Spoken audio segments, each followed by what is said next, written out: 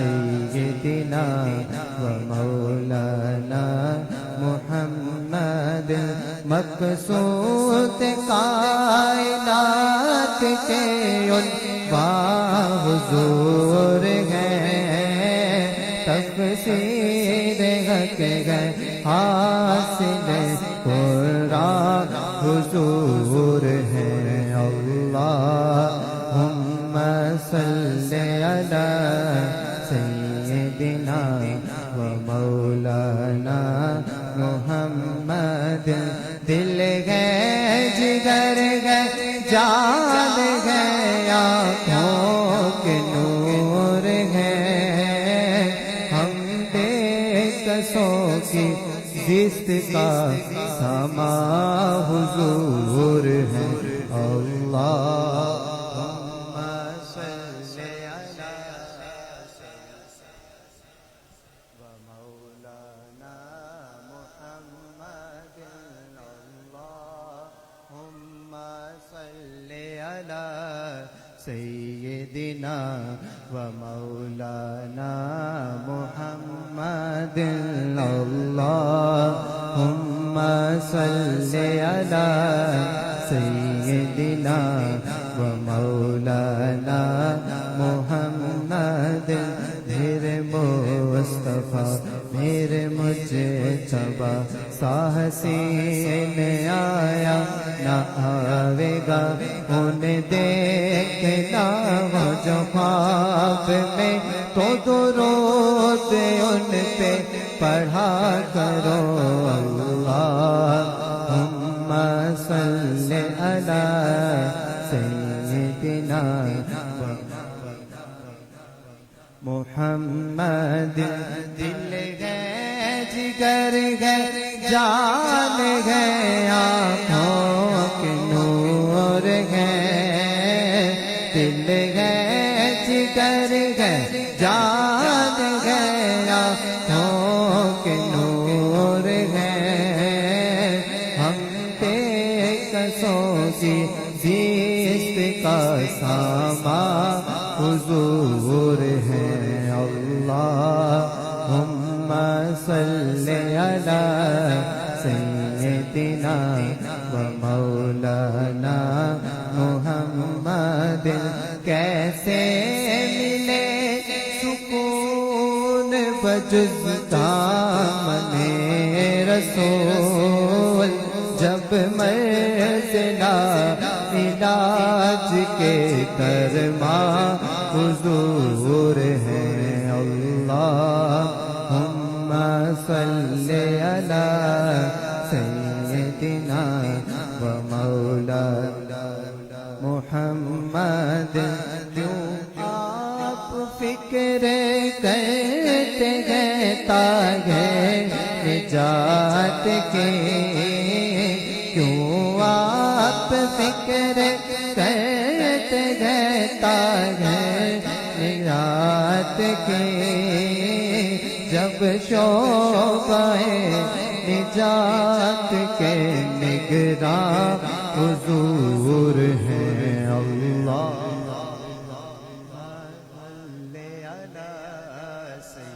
نعرہ تکبیر نعرہ رسالت نعرہ تحقیق نعرہ حیدری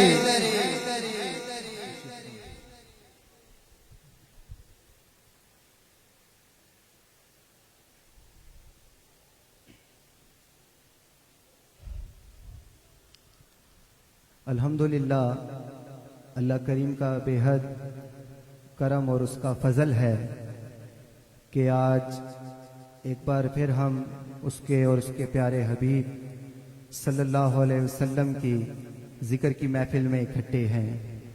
الحمدللہ آج کا یہ سالانہ عرس پاک جو احباب پیچھے کھڑے ہیں ان سے گزارش ہے کہ قریب قریب آ کر تشریف فرما ہو جائیں۔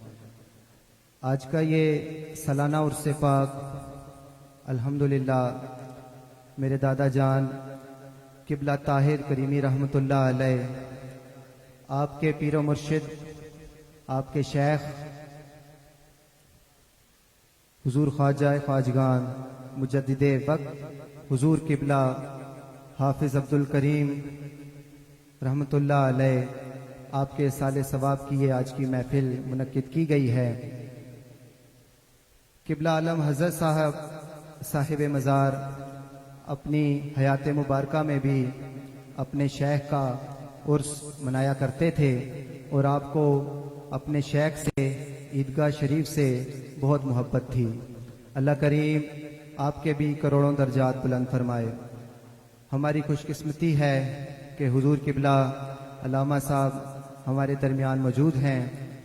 ہم ان کے شکر گزار ہیں۔ بزم فضان کریمی کی جانب سے ہم آپ کو آج کی بزم میں خوش آمدید کہتے ہیں۔ اللہ کریم آپ کا آنا اپنی بارگاہ اقدس میں قبول و منظور فرمائے۔ حضرات محترم، قبلہ عالم حضرت صاحب قبلہ طاہر کریمی رحمۃ اللہ علیہ نے اپنی حیات مبارکہ میں نبی کریم صلی اللہ علیہ وسلم کی بارگاہ میں بہت سے نعتیہ کلام لکھے اور آپ اکثر فرمایا کرتے تھے کہ میں نعت خود نہیں لکھتا، مجھ سے نعت لکھوائی جاتی ہے، اور آپ نے کافی کلام لکھے جو لمحات کریمی کتاب کی شکل میں موجود ہیں۔ قبلہ عالم حضرت صاحب کا ایک کلام پڑھ کر میں قبلہ کو مائک پیش کروں گا کہ قبلہ تم ہی تو ہو، میرے کعبہ تم ہی تو ہو، قبلہ تم ہی تو ہو، میرے کعبہ تم ہی تو ہو، کونین میں ہمارا سہارا تم ہی تو ہو، کونین میں ہمارا سہارا تم ہی تو ہو، قبلہ تم ہی تو ہو، میرے کعبہ تم ہی تو ہو، کونین میں ہمارا سہارا تم ہی تو ہو، اور دنیا کا حسن خلد کی رونق ہے ناپسند، کونین میں ہمیں ہے فقط مصطفیٰ پسند، ارے چارہ گرو ہمیں نہ کہیں اور لے چلو، ہم کو تو ہے مدینے کی آب و ہوا پسند، اور جس طرف سے گزرے ہیں آقائے نامداد، مجھ کو وہی روش ہے وہی راستہ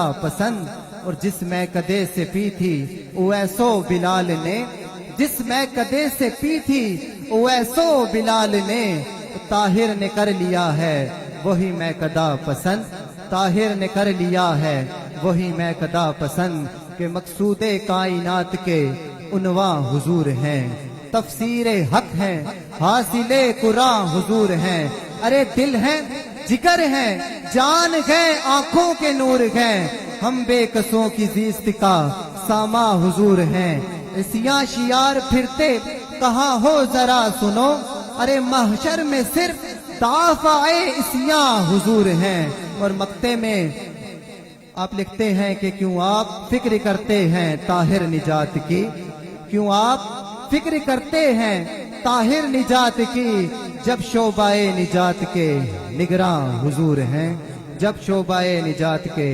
نگراں حضور ہیں۔ میں دعوت خطاب پیش کروں گا، کسی تعارف کے محتاج نہیں، حضور قبلہ علامہ حفیظ الرحمن رزقی قادری صاحب، آپ سے التماس ہے کہ آپ اپنے خطاب سے محفل کو منور فرمائیں۔ آپ کی آمد سے زوردار نعرہ لگائیں، نعرہ تکبیر، نعرہ رسالت، نعرہ تحقیق، جیوے جیوے آستانہ علیہ دربار کریم۔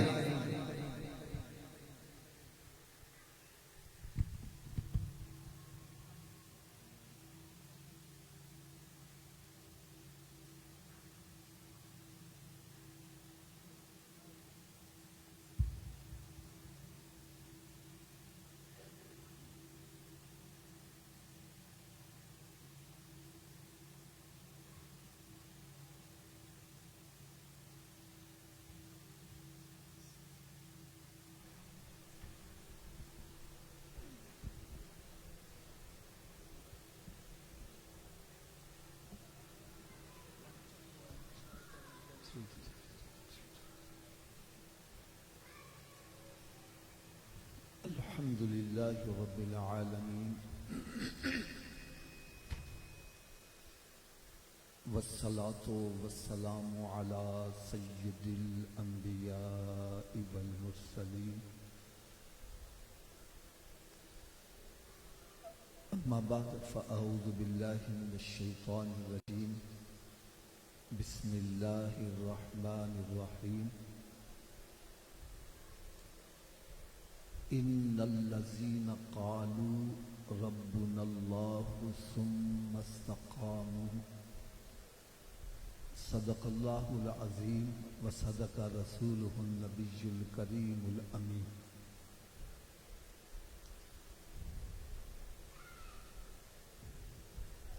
پیارے اسلام بھائیو، آج کی گفتگو بڑی توجہ سے سننے والی ہے۔ اس کی آواز اور سادہ کریں، ایکو بھی بند کر دیں، لاؤڈ بھی بند، بس تھوڑی سی آواز ہو، کان میں جائے اور دل میں اترے بس۔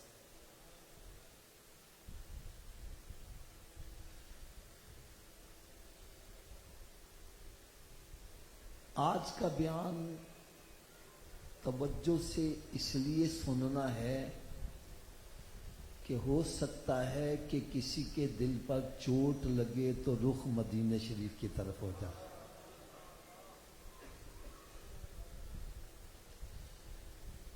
یاد رکھو، ایک مسلمان کے پاس سب سے قیمتی شے اس کا ایمان ہے۔ کیا ہے جی؟ تھوڑا سا اونچی آواز سے بولو۔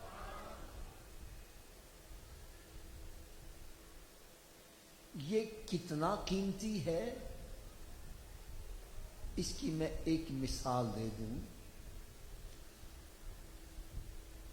قرآن مجید فرقان حمید میں رب تعالیٰ نے ارشاد فرمایا، ان الذین کفروا وماتوا وهم کفار فلن يقبل من احدهم ملء الارض ذهبا ولو افتدى به۔ وہ بندہ جس کا خاتمہ کفر پر ہو گیا، وہ زمین اور آسمان کے درمیان جتنی فضا ہے اس کے برابر سونا بھی دے کر جہنم سے نکلنا چاہے تو نہیں نکل سکتا، وہ ہمیشہ جہنم میں جلے گا۔ اور اس کے مقابلے میں جس کے پاس دولت ایمان ہے وہ جنت میں ضرور جائے گا۔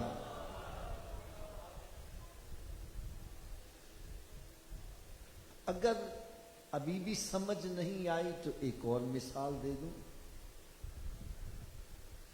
حضرت موسیٰ علی نبینا علیہ السلام، یہ اللہ تعالیٰ کے نبی بھی ہیں، رسول بھی ہیں اور کلیم اللہ بھی ہیں، اللہ تعالیٰ سے ہم کلام ہونے والے۔ ایک مرتبہ عرض کرتے ہیں، مالک مولا مجھے کوئی وظیفہ تو بتلا، میں پڑھا کروں۔ رب تعالیٰ نے ارشاد فرمایا، موسیٰ علیہ السلام تم پڑھا کرو لا الہ الا اللہ۔ کیا پڑھا کرو؟ تھوڑا سا اونچی آواز سے عرض کرنے کے، مالک مولا یہ تو سارے مسلمان پڑھتے ہیں، مجھے کوئی اسپیشل وظیفہ عطا کر۔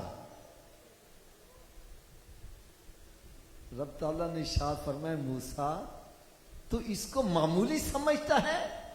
یاد رکھ، ساتوں زمین ساتوں آسمان ایک پلڑے میں رکھے جائیں اور دوسرے پلڑے میں کلمہ شریف رکھا جائے، اس کا وزن پھر بھی زیادہ ہوگا۔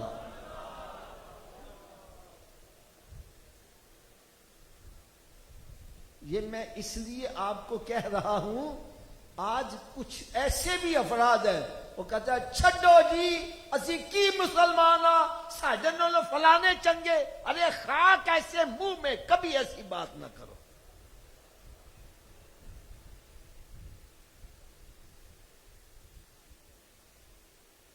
جب بھی کوئی پوچھو تو یہی کہو الحمدللہ ہم مسلمان ہیں، الحمدللہ ہم، اونچی بولو یار۔ یہ بھی نہ کہنا انشاءاللہ ہم مسلمان ہیں، نہ اس میں بھی شک پایا جاتا ہے۔ نہیں بھائی، الحمدللہ ہم مسلمان ہیں۔ یار ہم سے بڑا خوش نصیب کون ہو سکتا ہے جس کو رب تعالیٰ نے مسلمان بھی بنایا اور اپنے محبوب کا امتی بھی بنا دیا۔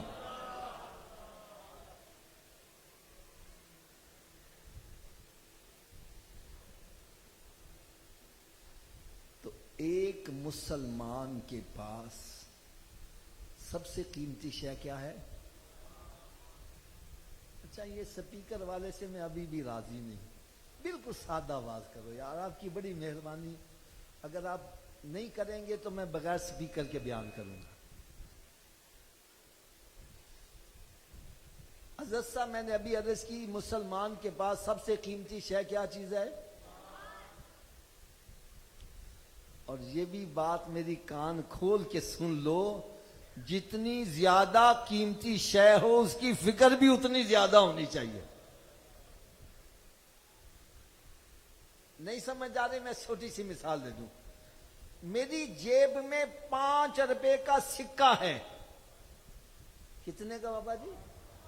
مجھے اس کی فکر نہیں ہے، گر بھی گیا تو کوئی پرابلم نہیں ہے، کیونکہ اس کی کوئی ویلیو نہیں ہے۔ اس 5 روپے کے سکے کا ایک گلاس پانی بھی نہیں آتا، ایک روٹی بھی نہیں آتی۔ میرے جیب میں 5 روپے کا سکہ ہے، مجھے اس کی فکر، لیکن جیب میں اگر 5 لاکھ کی تھدی ہو پھر ہاتھ ہی یہیں رہے گا، ہاتھ ہٹے گا یہاں سے نہیں۔ ارے اگر 5 لاکھ کی تھدی کی بڑی فکر ہے، کبھی ایمان کی بھی فکر کی ہے؟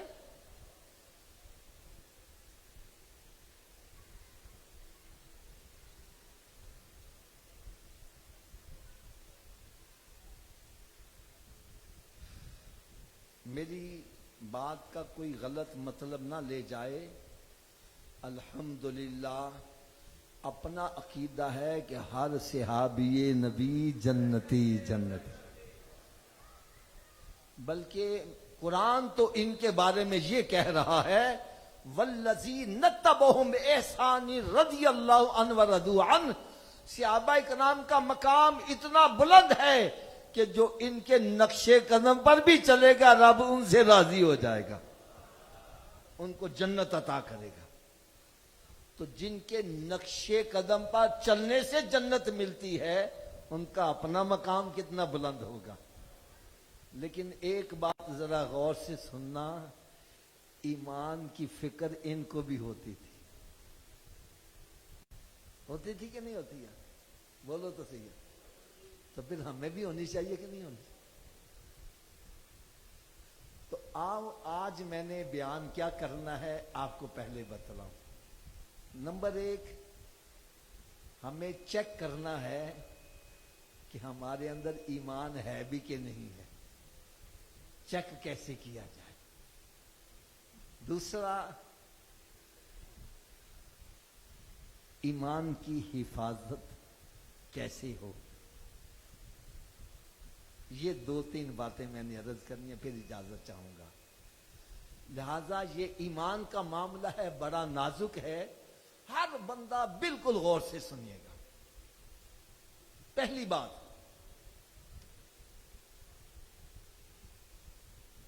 ایک صحابی عرض کرتے ہیں یا رسول اللہ صلی اللہ تعالی علیہ وسلم، ہمارے ماں باپ آپ پر قربان جائیں، ہمیں یہ تو بتلائیں ہمیں کیسے پتا چلے ہمارے اندر ایمان ہے کہ نہیں ہے۔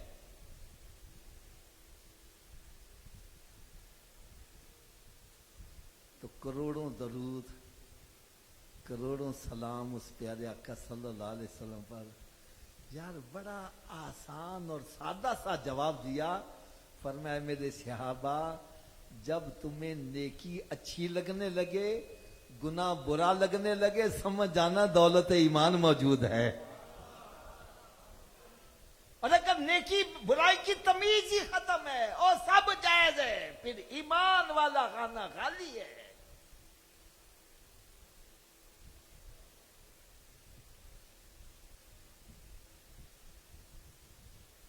اب میں اشارہ کرنے لگا ہوں۔ ویسے تو مومن کے بارے میں اچھا گمان رکھنا چاہیے، لیکن کے لیے ایک مثال دینے لگا ہوں۔ ہماری اس محفل میں وہ بندے بھی موجود ہوں گے جن کی ایک نماز جماعت سے چھوٹ جائے سارا دن پریشان رہتے ہیں، اب سے حافظ صاحب میری آج جماعت چھوٹ گئی. حافظ صاحب میں کاروبار کرتا ہوں, 100 روپیہ کسی کا میری طرف زیادہ آ گیا, بڑا اپسیٹ ہوں. حافظ جی گفتگو کے دوران میری زبان سے گالی نکل گئی, میرے سے ماں باپ کی نافرمانی ہو گئی, اپسیٹ ہو گیا ہے, پریشان ہو گیا ہے. اور ہماری محفل میں وہ بندے بھی ہوں گے جن کی 5 نمازیں قضا ہوتی ہیں, ان کو پرواہ ہی نہیں, پتہ ہی نہیں. میں صحیح کہہ رہا ہوں غلط کہہ رہا ہوں؟ ہیں دونوں ہی مسلمان.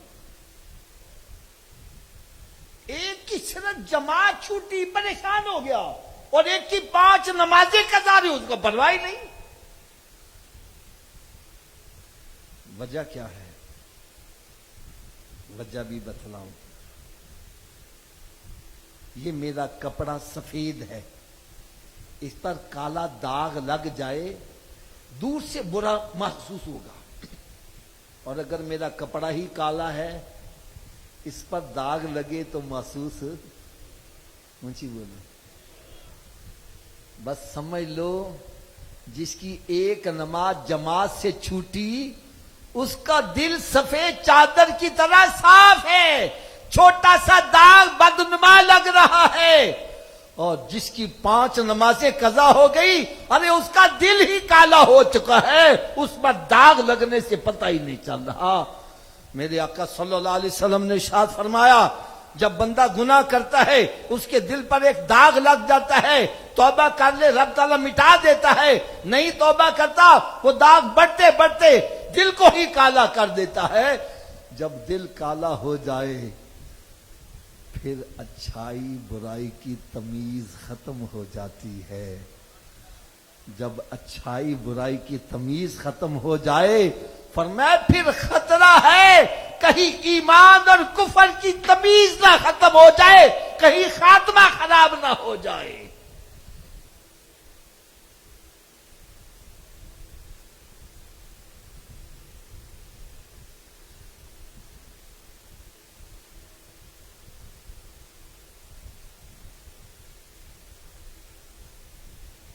ایک اور بڑی پیاری سی بات عرض کرنے لگا ہوں. جتنے بھی یہاں آئے ہو, دیکھو یار نا, میں آپ کو اپنا ایک مقصد بتلاؤں. جو بندہ بیان کرنے والا ہے اس کے پیچھے کوئی نہ کوئی مقصد ہوتا ہی ہے. میرا دل میں مقصد یہ ہے کہ سارے ہی سننے والے جنتی بن جائے, سارے نمازی بنے, سارے متقی پرہیزگار بنے. یہ بات ذہن میں رکھ کر میں بیان کرتا ہوں. میرا مدعا یہی ہے. اب سنو, گناہگار کی 3 قسمیں ہوتی ہیں. کتنی قسمیں ہیں؟ میں ہاتھ باندھ کر عرض کروں گا, آج اس عرس پر آنے والوں ہر بندہ گریبان میں جھانک کر دیکھے میں کون سی قسم میں شامل ہوں. پہلی قسم گناہگار کی ہے, گناہ ہو جائے پریشان ہو گیا ہے, اپسیٹ ہو گیا ہے, چہرے کی ہوائیاں اڑی ہے, پریشان ہو گیا ہے. حافظ صاحب آج گفتگو کے دوران میرے منہ سے گالی نکل گئی, پریشان ہو گیا ہے. ایسا گناہگار رب کو بڑا پسند ہے.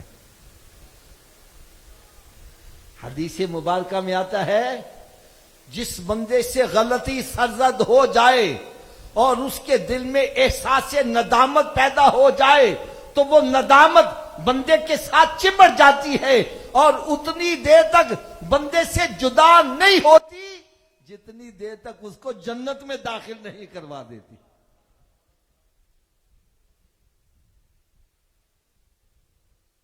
ایک اور حدیث پاک سنا دوں. فرمایا جس بندے کے سے غلطی سرزد ہو جائے اور ندامت کی وجہ سے, خوف خدا کی وجہ سے آنکھوں سے ایک آنسو نکل آئے, رب تعالیٰ اس بندے پر دوزخ کی آگ حرام فرما دیتا ہے. پہلی قسم گناہگار کی, گناہ ہوا ہے اور احساس ندامت, پریشان ہو گیا ہے, اپسیٹ ہو گیا ہے. دوسری قسم گناہ کیا ہے اور گناہ کو گناہ نہیں سمجھتا.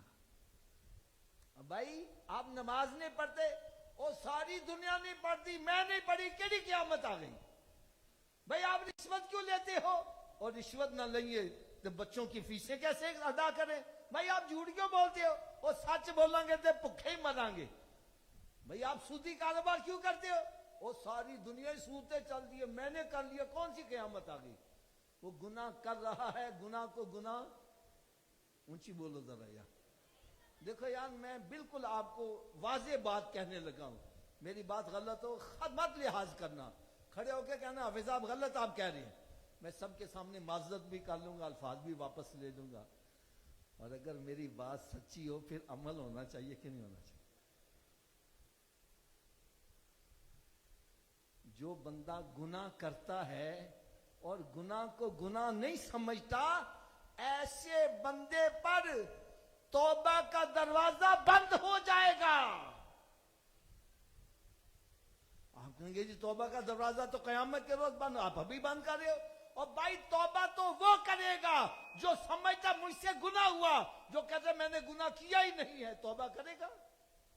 اس کے لیے تو توبہ کا دروازہ بند ہو گیا. تو بغیر توبہ کی یہ مر گیا, اس کا انجام کیا بنے گا؟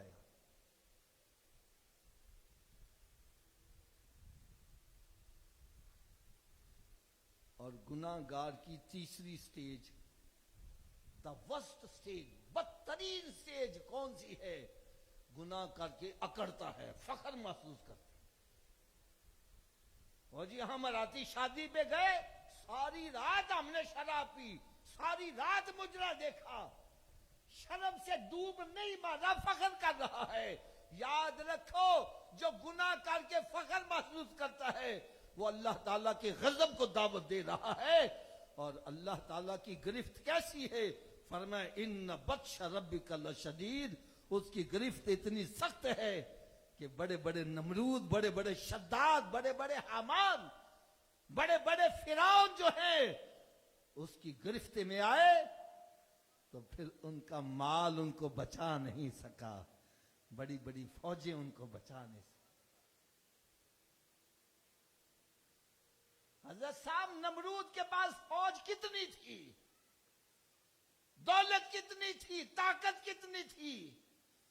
رب تعالیٰ نے اس کے مقابلے میں فوج نہیں بھیجی, ایک لنگڑا مچھر بھیجا.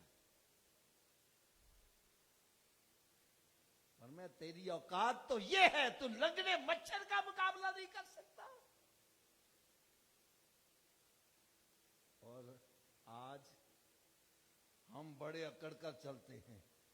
یار ایک ڈنگی مچھر کا ڈنگ برداشت نہیں کر سکتا, تو کاہے کا بنا بیٹھا ہے؟ ڈرو اس کی گرفت سے. حضرت صاحب آپ نے میرا خیال ہے ٹی وی پر دیکھا ہوگا, بحرین کلام, ہم وہاں قافلے لے کے جایا کرتے تھے. یار ایسے ایسے ہوٹل, 7-8 کروڑ روپیہ جس نے صرف بنیادیں پختہ کرنے میں بنا لگا. کتنی بڑی عمارت, ایک جھٹکا سہ سکا؟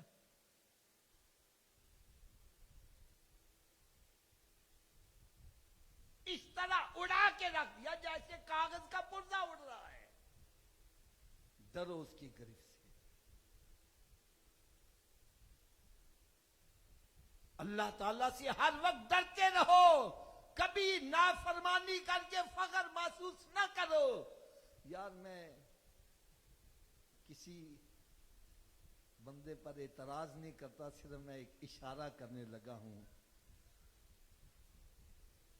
ایک وقت کا حاکم مجمع کے اندر یہ کہہ دیتا ہے, میں پیتا ہوں مگر تھوڑی سی پیتا ہوں اور کام بھی بڑا کرتا ہوں.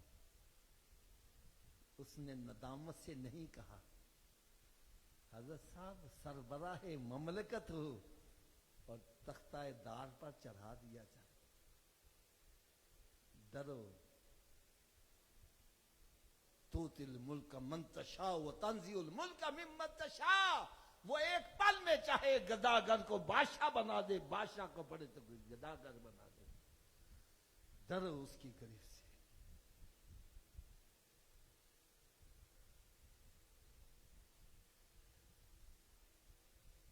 ایمان چیک کرنے کا ایک اور جلدی جلدی طریقہ بتلا دوں. ایک اور چیک کرنے کا طریقہ بتلاؤں. جس نے اپنا ایمان چیک کرنا ہے مسجد میں آ جائے. کہاں آ جائے جی؟ فرمایا اگر مسجد میں آ کر سکون مل گیا ہے, ٹھنڈ بڑھ گئی ہے, سمجھ جاؤ ایمان موجود ہے. کیونکہ میرے آقا صلی اللہ علیہ وسلم نے ارشاد فرمایا مومن مسجد میں اس طرح ہے جیسے مچھلی پانی میں ہے, پانی کو مچھلی کو پانی سے باہر نکالو تڑپتی ہے, مومن بھی مسجد سے باہر تڑپ رہا. یار اذان کی آواز سے نہیں آئی, دیکھو ٹائم سے نہیں ہوا, تڑپ رہا ہے. جیسی اذان ہوتی ہے مسجد میں آتا ٹھنڈ بڑھ جاتی ہے. سمجھ جاؤ ایمان موجود ہے. اور مسجد میں آیا ہے, سکون نہیں آ رہا, اپسیٹ ہو گیا, جلدی جلدی بھاگنے کی قدر, ٹھونگے مار کے وہ گیا ہے. سمجھ جاؤ نفاق موجود ہے. میرے آقا صلی اللہ علیہ وسلم نے ارشاد فرمایا منافق مسجد میں اس طرح ہے جیسے پرندہ قید کے اندر ہے. قید کر لو پرندے کو, ادھر ٹکر مار ادھر ٹکر مار, چھوٹا سا سوراخ وہ نکل کے گیا ہے. یا تھوڑا سا میرا ساتھ دو گے, تھوڑی سی میرے ساتھ آواز کے ساتھ آپ نے جواب دینا ہے. جو مسجد میں سکون آ جائے, اندر کیا ہے؟ ایمان. کیا موجود ہے؟ تھوڑا سا اونچی آواز سے. اور مسجد میں آیا ہے, ٹھنڈ نہیں پڑ رہی, سکون نہیں آ رہا, اندر کیا ہے؟ نفاق. کیا ہے؟ اور جو مسجد میں آتا ہی نہیں اس کے اندر کیا ہے؟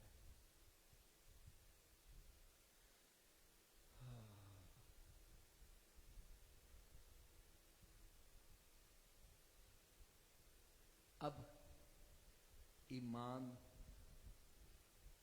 چیک ہو گیا, اب ایمان کی حفاظت کیسے ہو؟ ایمان کی حفاظت بھی چاہیے کہ نہیں چاہیے؟ یہ کیسے ہو؟ یار بڑا پیارا نسخہ بتلانے لگا ہوں. اللہ کرے یہ میرا نسخہ دلوں پہ چوٹ کر جائے. حضرت صاحب آپ بازار جاتے ہو, وہاں سے ایک پودا خرید کے لے آتے ہو, آم کا پودا خرید کے لے آتے ہو, گھر میں لگا دیتے ہو. اب اس کو آپ پانی بھی نہیں دیتے, گوڈی بھی نہیں دیتے, کھاد بھی نہیں ڈالتے, کٹائی چھنگائی بھی نہیں کرتے. میں کہتا ہوں یار پودا لگایا پانی بھی دیا کرو. وہ ہاں وجہ ساڑھے کو ٹائم ہی نہیں, اسی مصروف بندے بڑے ہیں, ساڑھے کو ٹائم ہی نہیں گا. ٹھیک ہے بھائی, نہیں ٹائم تو نہ صحیح, لیکن ایک بات یاد رکھو, اگر تم اس کو ٹائم نہیں دو گے, پانی نہیں دو گے, اور اس سے توقع رکھو کل جب بہار آئے, موسم آئے, یہ مجھے پھل بھی دے اور گرمیوں میں سایہ بھی دے, ایسا ہو جائے گا؟ اونچی بولو یار, تھوڑا سا اونچی آواز سے بولو. اگر چاہتے ہو یہ پودا مجھے موسم کے مطابق پھل بھی دے اور گرمیوں میں سایہ بھی دے, پھر تمہارے پاس ٹائم ہے یا نہیں اس کے لیے نکالنا پڑے گا. اس کو صبح شام پانی دینا پڑے گا, اس کو گوڈی دینی پڑے گی, اس کو کھاد ڈالنی پڑے گی, اس کی کٹائی چھنگائی کرنی پڑے گی. جب تم اس کو وقت دو گے, اس کے اوپر ٹائم لگاؤ گے اور اس کی خدمت کرو گے, پھر موسم کے مطابق یہ تمہیں پھل بھی دے گا, اور پھر گرمیوں میں بس پھر سمجھ جاؤ ایک پودا ہمارے اندر بھی لگا ہے. الف اللہ تے چمبے دی بوٹی مرشد من میرے وچ لائی ہوں. ارے یہ جو بوٹی اندر لگی ہے, یہ پودا ایسا نرم و نازک ہے, دنیا کے پودے کو صبح شام پانی دینا پڑتا ہے, اس کو روزانہ 5